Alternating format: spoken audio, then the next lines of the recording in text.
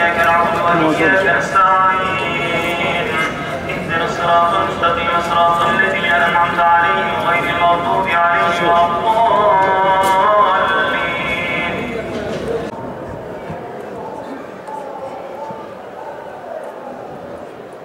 Amerika Birleşik Devletleri ve İsrail onların işbirlikçilerinin yapmış olduğu katliamı naletlemek için buradayız. Millettir ve bugün o küfür milleti mazlum Filistin halkına yönelik yapılan bu katliama karşı ses çıkarmıyor.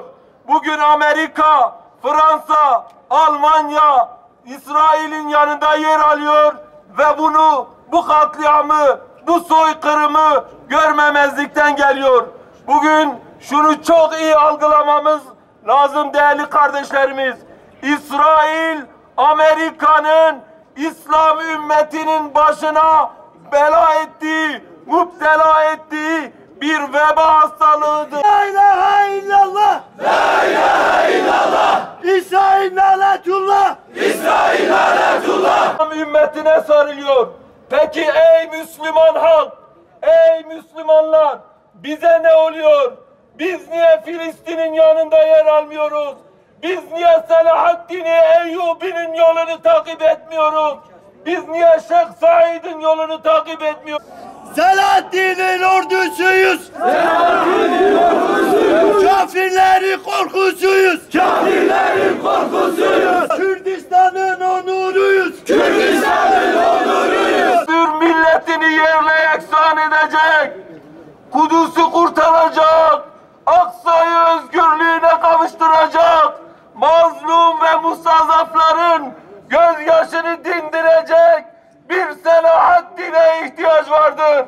İşte o Selahaddin bu topluluğun içinde inşallah çıkacaktır. Filistinli Müslüman kardeşlerimizin vermiş olduğu bu onurlu mücadeleye sahip çıkmamız lazım. Dualarımızla, fiili dualarımızla, kavli dualarımızla onların yanında yer olduğumuzu dünyaya haykırmamız lazım.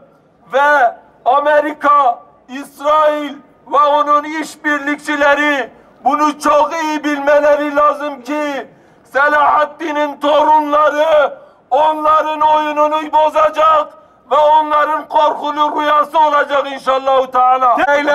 Değerli kardeşlerim, şunu söylüyorum. Her zamankinden daha çok birbirimizi sevmemiz lazım. İçimizdeki ihtilafları bir tarafa vermemiz lazım. Şuculuk ve buculuğu bırakmamız lazım. Bizler Muhammedileriz. Bizler Hazreti Muhammed'in ümmetiyiz. Ve küfre, yeryüzündeki soyunizme karşı birlik ve beraberliğimizi pekiştirelim ki bu küfrü yeryüzünde silip atalım. Ev Müslümane meiro ku ajiban mukaddesim ku Resul-i Ekrem aleyhissalatu vesselam dve Mescid-i Aksa'da çüye huzura Khudaya Teala. Yani jive Mescid-i Aksa'ya mi'raceda dve derede Resul-i Ekrem aleyhissalatu vesselam çüye mi'racı.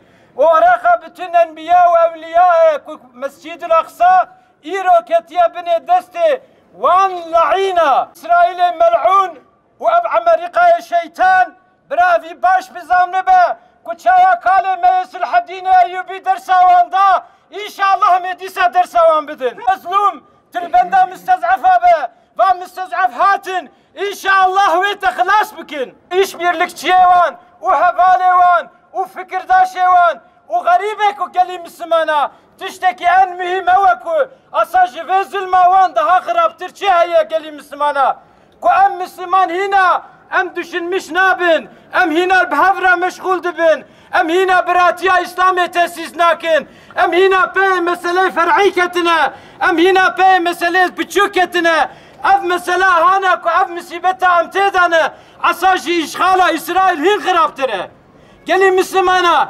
biratiya İslam'ı hayat tesis nebe hayaku em bhavdran nebin yek hayaku em nebin mina vişahi ویشه کو پاره خوشه دکن ام نبن نکفن صافکی مینا و صافا ساغلم کو ام به هفدرا بیرلشمیش نبن ام نبنيك ام تجاري جبني مظلومياتا وان خلصنا به جباي خلاص بونا مظلومياتا وان ظالمه براتيج مرة لازم الله اكبر